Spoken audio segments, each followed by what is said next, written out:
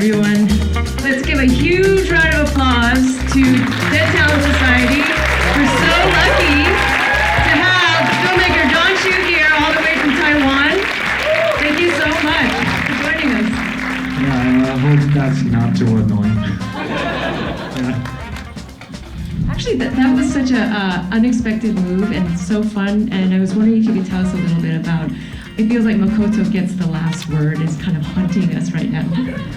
Yeah, that's kind of like his killer move. When we developed the character Makoto, since the very beginning, whenever we decided that he's going to be like a pop singer that died in '90s that never got famous.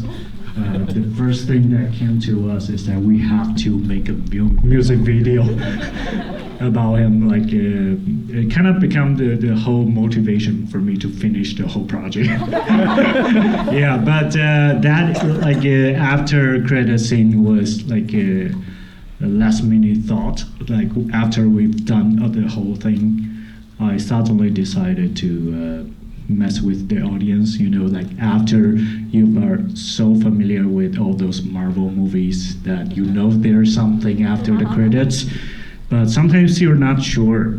Sometimes you're like, I'm going to wait until something happens, and you're not sure if you should like stand up or wait for a little bit, and suddenly something happens, so you sit back to your seat.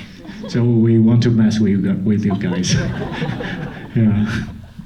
I mean, just speaking of the credits, there's so many different kinds of credits in this film, but I noticed y'all in the first round of credits, I heard sniffling, like tears. I've never seen credits where people are actually crying during the credits, because I think you had childhood photos of the actors.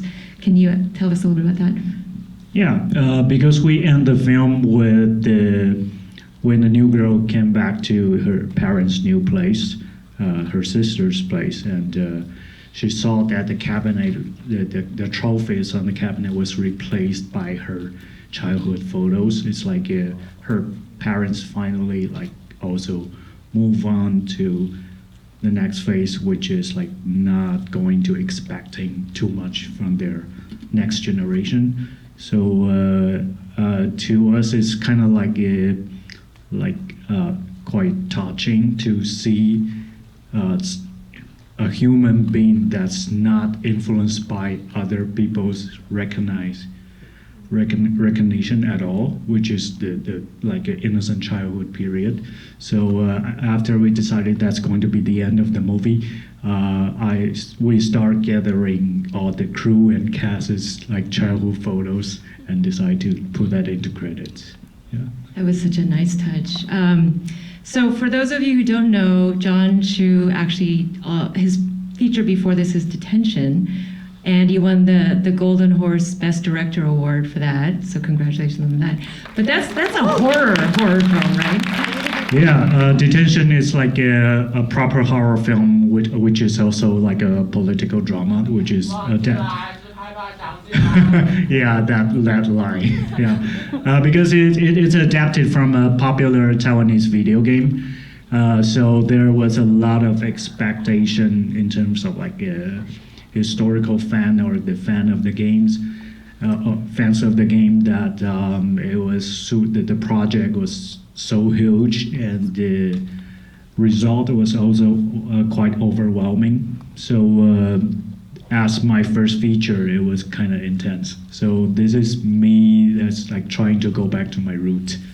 Yeah. So I was curious because this film also works with ghosts, but very, very different. This is almost like, a buddy comedy. So curious why you chose to work with ghosts again. I think that's kind of like coincidental. It's not like I want to make horror film for the rest of my life. Yeah, I've been a horror film fan since I was quite little. Like I really enjoy watching them. But the side effects of that is that I am like really difficult to get scared by horror films. It's like whenever I watch any horror film, it's like only like 1% or 2% really gets me. So you have to be really, really good to be effectful. And so I remember it's like it was after I finished the whole festival run for detention, and I decided to take a long break because it was like so overwhelming, and I didn't know what happened for all the things happened around it. And my producer took me to a horror film premiere just to it's like because I kind of couldn't get close to the theater after detention for like more than 6 months. It's like I really don't want to see any movies. Like too much for me. I'm so scared of cinema. And so she dragged me to this premiere, and I saw there's like a horror film premiere. And since I'm not easily scared by the film, I was like completely bored by the film and sitting there in the audience while they are screening. I was like suddenly like looking at a ghost on this big screen, and she's like crawling on the floor with her terrible face and trying to scare the character and also the audience. But I'm not scared. I wasn't scared. So I started feel that I'm being sympathizing her. Like I feel sorry for that ghost that she after she trying so hard, but she's still not being scary. But for some reason I started to cry during the screening because I think that's being a ghost is probably one of the shittiest job in the world. Yeah, it's like you have to think about it. You have to hide in some kind of a hideous place, for example, like public toilet, and for several hours. If there's no one showing up, you are going nowhere. So and you have to like crawling on the floor full of shit and dirt. And it's such a shitty job. So after the screening, after the crying, I suddenly told my producer that maybe we should make a film about how hard it is to be a ghost in horror films. So that's the beginning of the project. Yeah. Yeah, I mean, being a ghost is such hard work in this film. I mean, there's back bends. And I love this part where the ghosts have to compete even against Hollywood film or horror films in order to be seen. So it almost felt like a placeholder or a metaphor for filmmaking on some level. I mean, there's a director and conceiving of the action. So was this, I mean, this must have been intentional, but can you talk a little bit more about that? Yeah, it took me about a year for me to realize that. Because in the beginning, I didn't really know why I feel that connected with that ghost. Why I feel sorry about her. So it took me about 1 year to figure out I was that ghost. Because as a filmmaker, as a content creator, or even actor, actress, or influencers, especially in this generation, that we're always craving for attention and want to be seen and want to be recognized by other people. And it's like it's kind of like the only thing that proves our existence, sadly. And so when I and my co-writer realized that's actually what we are writing, and then the story come together. Yeah. So you mentioned earlier that unlike Detention, you feel like this film was taking you back to your roots. Can you share with us what your roots are? Basically comedy. Yeah. All my short films are comedy. So whenever if someone knows me before Detention, they would all be surprised at why are you making Detention. But if the audience that knows me after Detention, they will be quite surprising that I'm making a comedy. So yeah, but comedy is more like where I feel like more comfortable. So I really enjoy making people laugh, and also enjoy after making people laugh and then give them the final blow in terms of like internal core, emotional core. Yeah. So I wanted to leave plenty of time for the audience to ask questions, so feel free to shoot your hand up if you've got a burning one. Here. How much fun was it to make this? It seemed like the cast was having like the time of their life. I mean, how much fun? Yeah. It's not fun at all. Making a film is never fun for me. I mean, the cast, the main cast, actually, I think they're having a lot of fun in the production. They actually become some kind of like in the film, they become some kind of found family.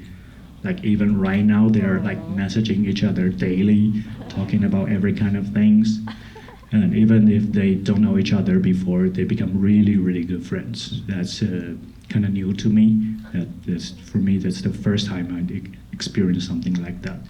And in terms of the production, because the whole production happened during COVID, so it was really, really difficult. And we shot the film in winter. Imagine on that mountain, like when the five ghosts are running, chasing the influencer. That's actually like a really, really cold. And everyone really wanted that scene to be over. But I think it's like until a certain point, that kind of pain, of like physical pain, become something that's more powerful when they're given their emotional like performance for the final scene. So that's kind of surprisingly touching. So there are like some kind of like a magical moments, but overall it's still painful to make. Yeah, in the front. I was hoping you could share some of the second part ghost's backstory. She doesn't really, we never know what her backstory is, how she died. She's kind of just the friend's sidekick. Which one? Do you mean the best friend? Yes. Okay. Backstory, the best friend. Yeah, we actually have backstory for every one of the ghosts, but it's like it's just going to take a lot of time. Yeah, because that girl's had a rich family. We had like a comedic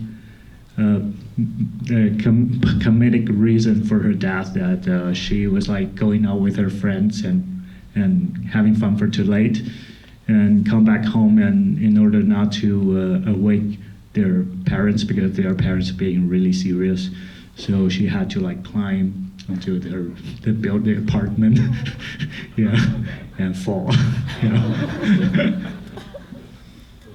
Yeah, over there.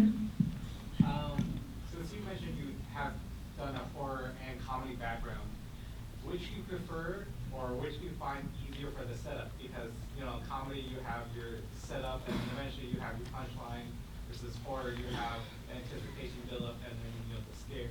Which do you prefer more? Which do you find easier to develop out? Yeah, for me it's definitely comedy, but at the same time I think the two genres are actually quite similar. Like what you said, it's all about building up anticipation and then subvert it. So what we do in Dead Talent Society is that we keep building up for anticipation in terms of like horror moment, and then we subvert it with the comedic moment, something like that. It's like keep going back and forth, which is like a fun, like cheating, like tricking the audience. Yeah. I see a question way back there with the red shirt.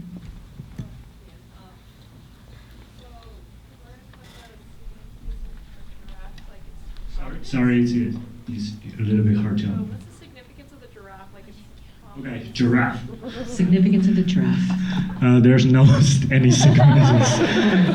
It's just a thing I do whenever I make a film. It's like when I make my short film, I put a lot of giraffe in it for some unknown reason, and then I keep doing that for all the commercial I made, for all the music video I made. So even in detention, there are like films that's serious. We still managed to put in several giraffes in it without being noticed. Yeah, there's no particular meaning to it. I think what we're trying to do is that we're trying to see if the audience can focus the story enough so they're not going to notice them. But once you notice them, you're not gonna see them that you're not gonna ignore them at all. You'll figure out that they pretty much they're like everywhere, and sometimes it's too obvious. So when you rewatch the film again, you're gonna be pissed. Right here. First of all, I think Makoto would have been pretty big in the 90s. I grew up in the 90s, I listened to MTV. Watching his video, I got very much a Rick Astley vibe. Was that intentional or? Yes. Yeah, we just call it Makoto's Rickroll. Yeah, during the production. Yeah, because that's how we use that. Well, I was watching the video and I'm sitting here going, I can see this the way people are getting Rickrolled these days. Yeah. Yeah. That's Surprisingly. awesome. I want more of his music. Yeah, we actually have the whole music video on YouTube if you want to check. The whole song is on it. It's also on Apple Music. And if you're in Taiwan, you can even sing this song in karaoke. I'm hearing from here to sing it. Okay. That is big time I need. Yeah. Yeah. Way in the back. Hi, what impact do you hope to make with the films that you've made so far and the future films that you plan to make? Yeah, for the future film, I don't really have a plan right now. I'm also taking a long break because making a film is so painful. Yeah, but the impact I wanted to make, I think it's more like a therapy for myself.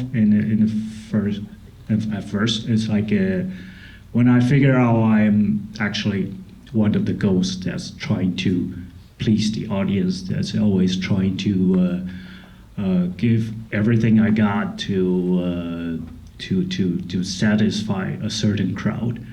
That process always make me suffering a lot, and especially after detention, it was like such a hard film to make, and it won a lot of awards, and also the box office was like so successful. But as my first feature, I don't really know what I did, so I kind of suffer from this kind of like a imposter syndrome. Yeah, so I start wondering what I was doing, what I've been chasing throughout my whole life. Am I looking forward to be famous? Do I really want to be recognized forever by this like means? And I start reflecting on that and figuring out that all I want to hear is probably someone telling me that you don't have to be special to prove that you're alive. Yeah, so when I figured that out during the writing process with my co-writer, we decided that's going to be the emotional core of the film. So we developed the character along with it. So I think the impact I want to make is that I really hope that everyone who is suffering from any kind of existential anxiety or like achievement anxiety, maybe they can feel a little bit comfort after watching this film. I think that's the best thing I can do. Thank Yeah. you so much for sharing. Thank you.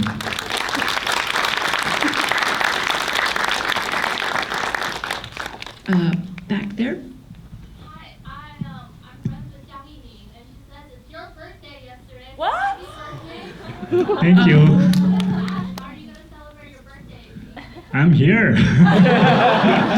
Yeah, I was here for my previous screening, so I think it was one of the best way to celebrate the birthday, watching the film with you guys. Yeah.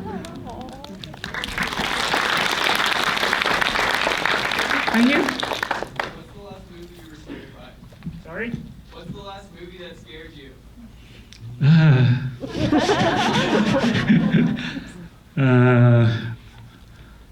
Midsummer.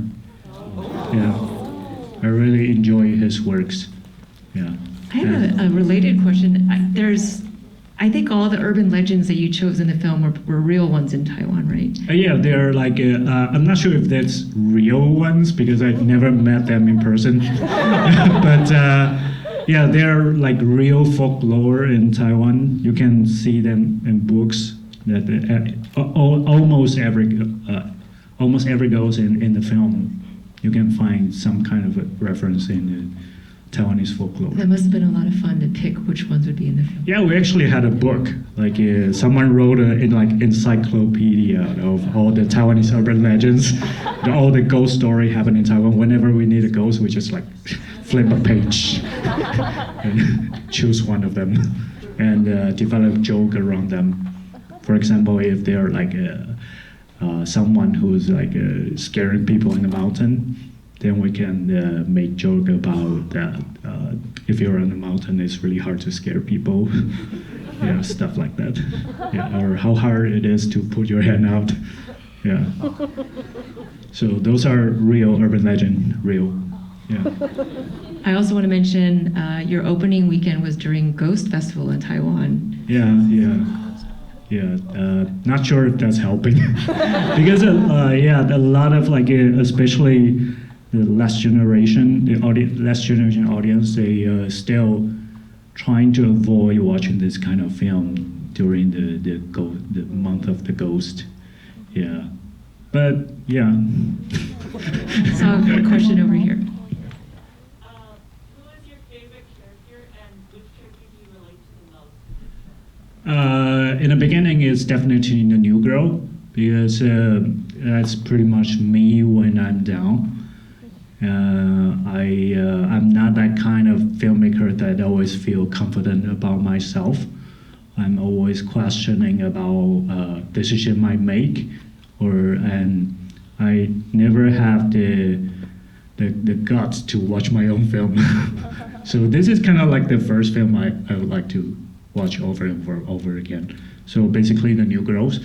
But you can also see a lot of like different part of me throughout each character. So when we're on set, if certain actor don't know what they should do, they all say that they're just like imitating what I'm doing or imitating the way I talk.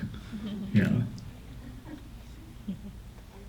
So I noticed that your movie was rich in style. What were your influences in the making of your film? Yeah, the influence is coming from different places. For example, the pacing, the editing, the fast pacing, like comedy, visual comedies style is definitely coming from Edgar Wright. He's like one of my all-time favorite director.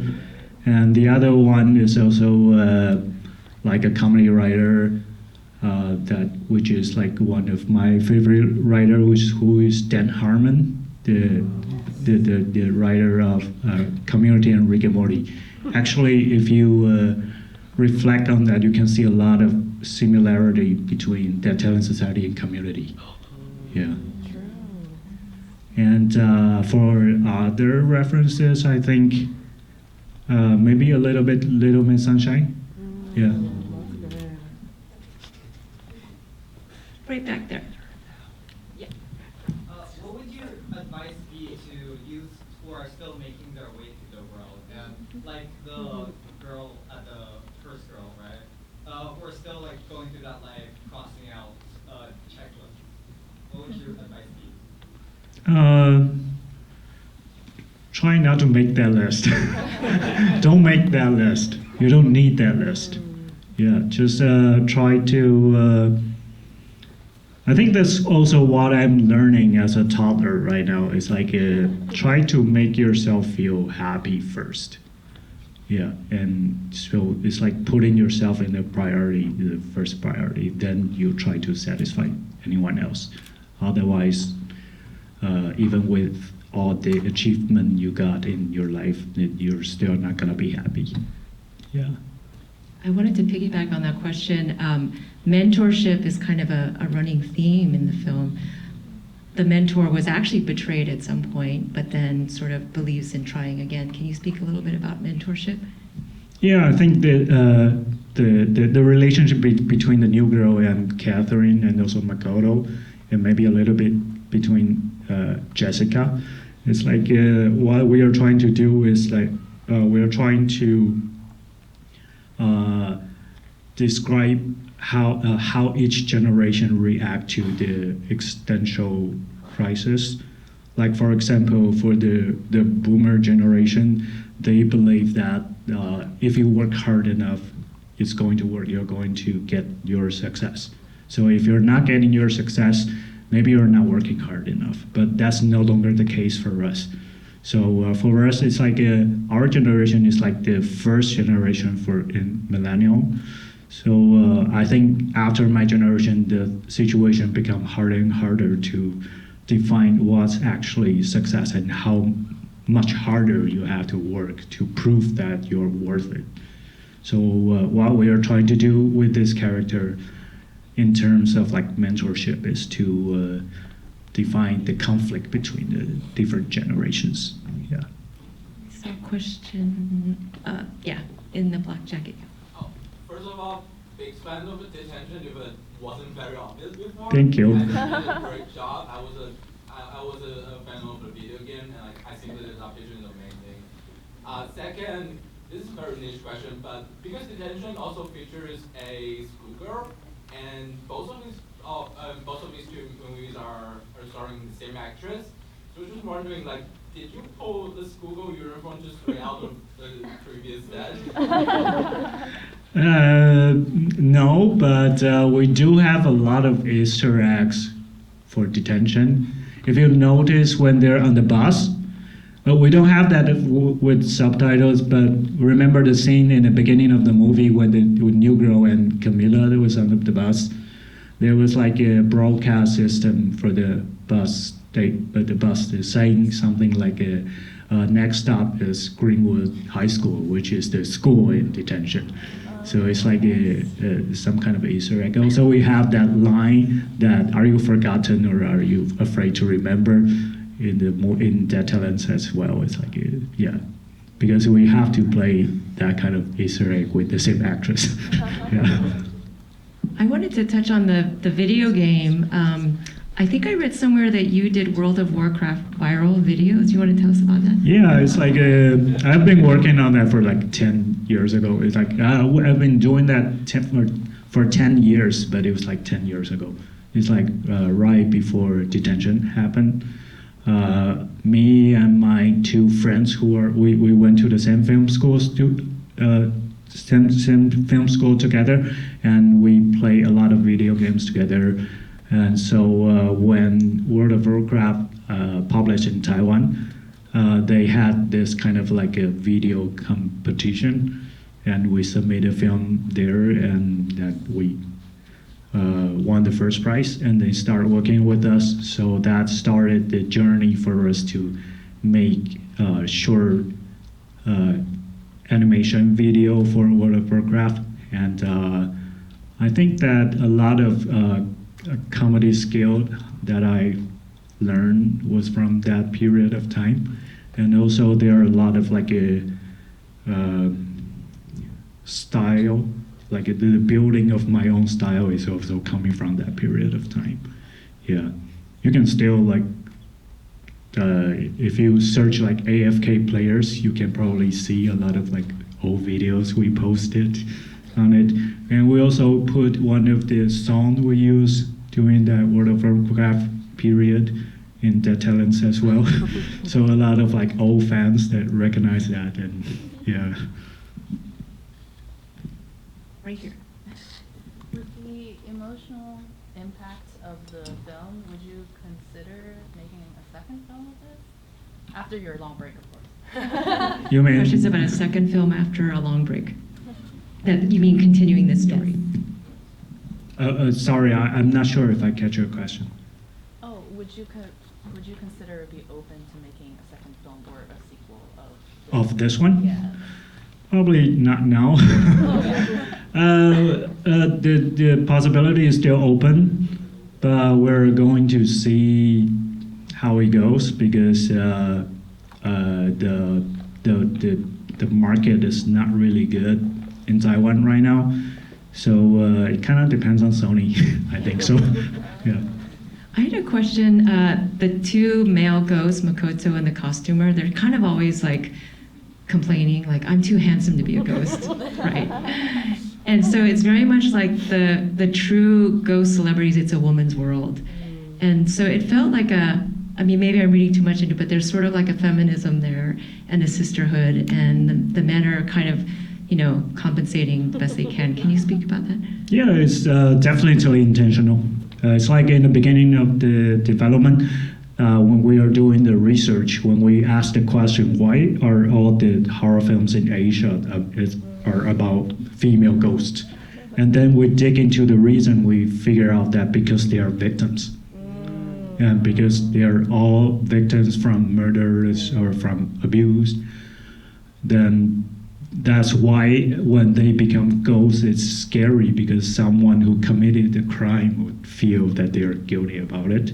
So after that, we decided that this is going to be a female character oriented story.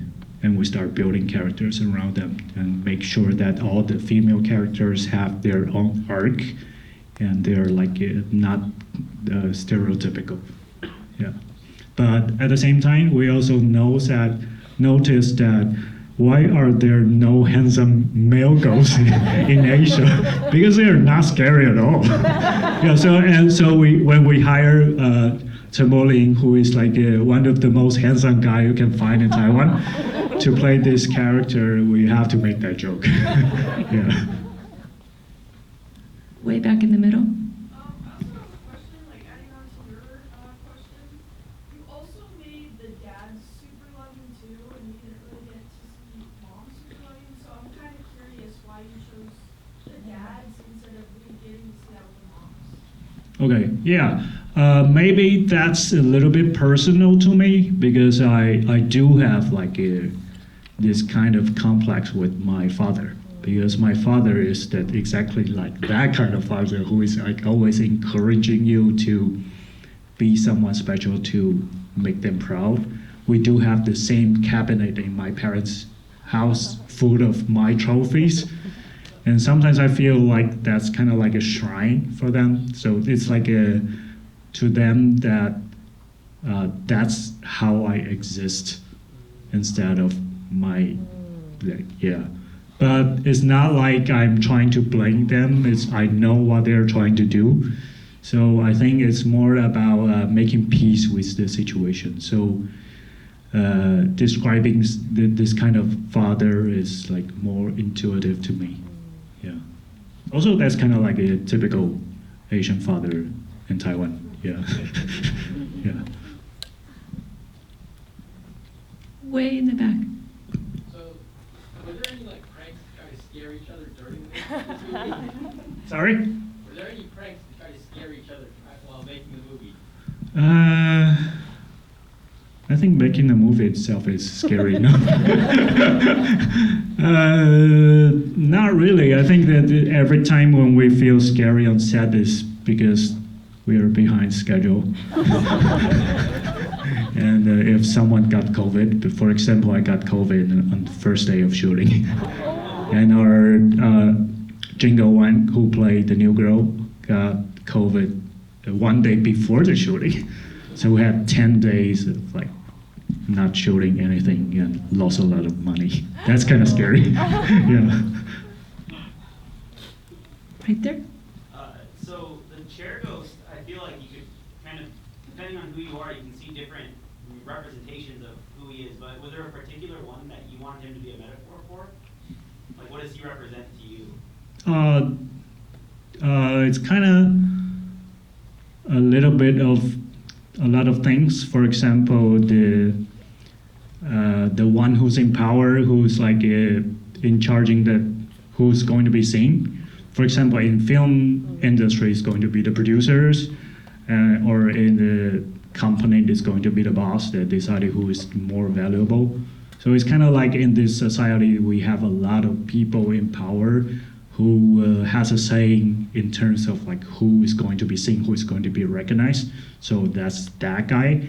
But since that guy also like use a lot of data to make sure that if you're valuable, so that can be streaming service or platform. Yeah. All right, right here. In your two feature films, I know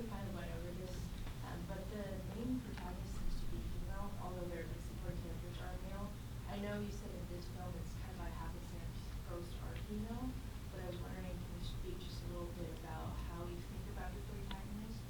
For example, this story seems to be very close to you, but you chose to do the female, kind of female, strong protagonist. You mean the new girl or? I think even in your detention film, she's like the protagonist. Yeah. And here, it's a juxtaposition between Catherine and the new girl, but it's like I mean, they are male characters supporting, but the protagonists are right. So wondering how you think about something like their story. The first thing we decided is that most of the leading characters are going to be females, because most of the Asian ghost story are about females. So that's kind of natural for us to make sure that the leading characters are female. And in terms of like you're like asking about the relationship. Oh yeah, detention is something that's has something more about the source material, which is the game. So we just like doing the adaptation that's faithful to it. So there's nothing. We're not. We didn't actually change anything to the setting. Yeah. We have time for maybe 2 more questions. Way back with the orange shirt. Hi, thank you for the movie. I want to ask, like, I see a lot of like Taiwanese popular cultural references used in the movie, like the new media, the popular music, etc. Could you share with us some of your inspirations and references? And also, like, I believe this movie probably has traveled to a lot of like countries, a lot of places. What are like the international like receptions of these, like, very, very like inside joke kind of like cultural reference? I'm just very curious. Thank you. Yeah, the pop culture reference, I think it's mostly because we are talking about the influencer generation. Like everything is like craving for views or likes or subscription. So that's kind of natural that we play a lot of like YouTuber culture in Taiwan, and also the news culture. Because as you can see in the film, the Taiwanese news is overwhelming. It's like they just want you to focus on everything they say. It's like there are words everywhere. You can never finish reading them. So it's like it's quite distracting when you're trying to watch them. But I think the goal for those news stations is that they also want the views. So they want to make sure that they have enough information for you to keep your attention on it. And in terms of the international reaction, I think that's kind of surprising to me that most of the jokes and also the emotional core travels pretty well. Especially the coriander joke. I don't know why it got so international. I thought it's a Taiwanese thing, because in Taiwan we had this like a debate that you're either a coriander lover or you hate it to the bones. But I remember it was our international premiere was in Toronto. When the first time Jingo and I was in the screening, and we figured out that when people are like laughing out loud with that coriander joke, we're like, what the? Yeah, I think I don't know what happened, but it travels quite well. Yeah, we actually got a lot of like audience award throughout the festival circuit. So I guess it travels well. Yeah. All right, last question. Right here. So when the ghosts disappear, it's like a glitchy effect, and like there's like a TV turning off sound. So I guess it's kind of related to the last question, but like, why did you choose that as like what happens when they disappear? Oh yeah. That effect was the last thing we finished designing, because in the beginning the visual effects supervisor came up with something similar to in the Marvel movie when Thanos did this and a lot of people like disappearing, but somehow it just like looked off with the whole movie. It's like you can completely tell it's visual effects even if it's well made. And then we figured out that's because it's not connecting to the theme. So we decided to make everything, every effect around the ghosts are about OTV. It's like consider them as like different set of OTV. So when they're like disappearing, they start glitching, like the signal is not stable. And when they die, they show color bars before they disappear. So that's kind of like the idea to set up those effects. Yeah. All right, well, I thank you for being here tonight, and I hope you consider San Diego a home for you. And I just wanted to say, what do we do when it's a member of our family's birthday? We sing happy birthday. So I think we need to sing happy birthday to John. What do you all think? Oh my God. All right, let's do it. All right, ready? 1, 2, 3. Happy birthday to you. Happy birthday to you. Happy birthday, dear John. Happy birthday to you. Thank you. I mean that whenever someone is like saying happy birthday to me, I always feel awkward. This is like the warmest and also the most awkward moment in my life. Thank you guys. Thank you so